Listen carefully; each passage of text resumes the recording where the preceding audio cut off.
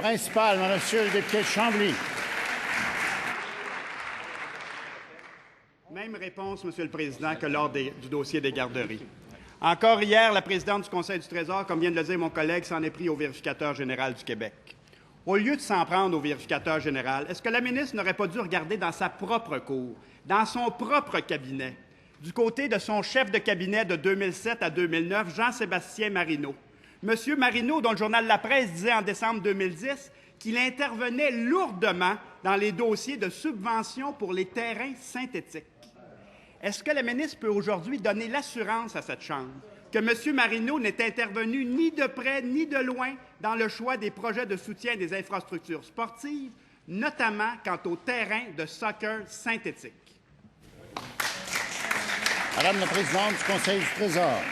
Monsieur le Président, je pense qu'on a eu l'occasion à ce moment-là de faire le point sur la situation de ce directeur de cabinet pour qui j'ai déposé une plainte à la Sûreté du Québec. La Sûreté du Québec a fait son travail, Monsieur le Président.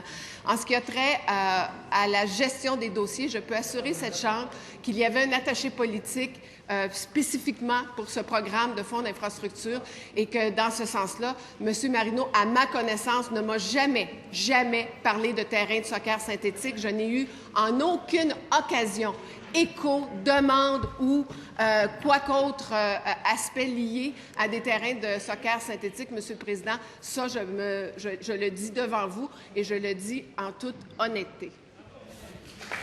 Première complémentaire, monsieur le député de Chambly. Monsieur le Président, pas à ma connaissance, ce n'est pas une réponse. Qu'elle vérifie. Je rappelle que l'ancien chef de cabinet de la ministre, M. Marino, a admis qu'il sollicitait des entrepreneurs pour la campagne de financement de la ministre, probablement pour l'aider à atteindre son quota de 100 000 $ fixé par le premier ministre. Est-ce que la présidente du Conseil du Trésor peut nous dire si M. Marino sollicitait les entreprises qui souhaitaient ou venaient d'obtenir des contrats pour l'installation de terrains de sport synthétiques? Madame la présidente du Conseil du Trésor. Monsieur le Président, la sollicitation à des campagnes de financement sont faites conformément aux lois, Monsieur le Président. Et il y a des personnes qui sont spécifiquement déléguées pour faire cette sollicitation-là. Et je peux vous dire qu'elles étaient très peu nombreuses, ces personnes-là, dans mon entourage. Monsieur le Président, le cas de ce directeur de cabinet a été soumis à la Sûreté du Québec qui a fait son travail.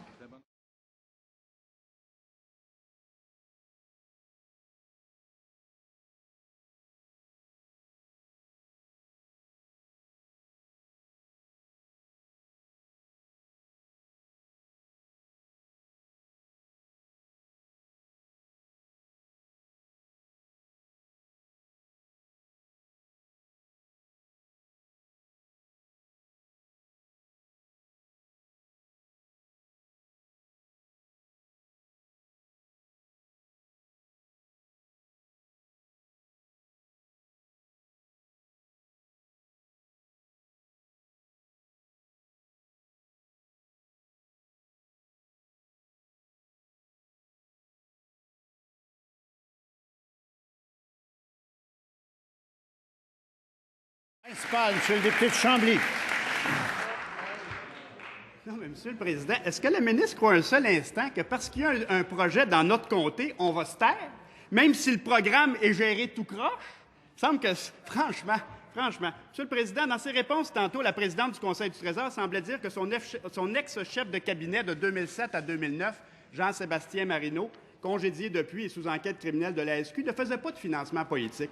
J'aimerais rappeler à la ministre certaines déclarations de M. Marino au journal La Presse où il se vantait dans les médias, notamment au journal La Presse, d'avoir des amis donateurs dans les firmes de génie conseil. Et je le cite, « Et je pouvais arriver là avec 3 gars que je connaissais qui me disaient « On va donner à ta ministre ». Je ramassais 1000 piastres en 3 chèques. Je répète ma question de tantôt, Monsieur le Président. Est-ce que la ministre peut nous assurer que son ancien chef de cabinet n'a jamais sollicité de financement politique pour la caisse électorale du Parti libéral auprès des firmes actives dans l'installation de surfaces de gazon synthétique?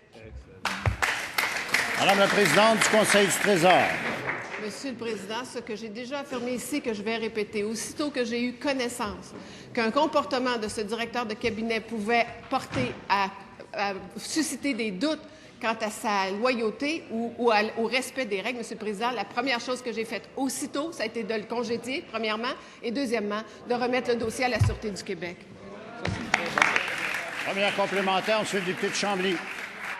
Monsieur le Président, le vérificateur général décrit très bien le cheminement bizarre des dossiers dans le cadre de ce programme. Les dossiers passaient d'abord par le cabinet politique de la ministre, étaient choisis. On mettait un signe sur le dossier avant d'envoyer celui-ci aux fonctionnaires pour analyse. Comment la ministre explique-t-elle ce cheminement douteux, non habituel des dossiers? Qui a donné l'ordre pour que les dossiers cheminent d'abord par le cabinet de la ministre? Est-ce que c'est son ancien chef de cabinet, Jean-Sébastien Marino? Madame la présidente du Conseil du Trésor. Monsieur le Président, ce que je conclus, c'est que quand c'est dans leur comté, ce sont des bons projets. Quand c'est dans d'autres comtés, ce n'est pas des bons projets. C'est ça qu'ils essaient de nous démontrer, Monsieur le Président. Ça, c'est bizarre. S'il vous plaît. Oui. C'est ce qu'on essaie de nous démontrer, Monsieur le Président. Je répète, tous les projets qui ont été autorisés l'ont été en vertu des règles, en vertu des normes, en vertu des recommandations qui ont été faites par les fonctionnaires. Le vérificateur général nous demande, à certains égards, de préciser certains avis qui sont remis à la ministre. C'est ça qu'il dit, le vérificateur général. Il dit qu'il faudrait que les avis soient plus techniques, plus sportifs, mais que la ministre soit mieux équipée pour prendre ses décisions. Et c'est ce que nous faisons.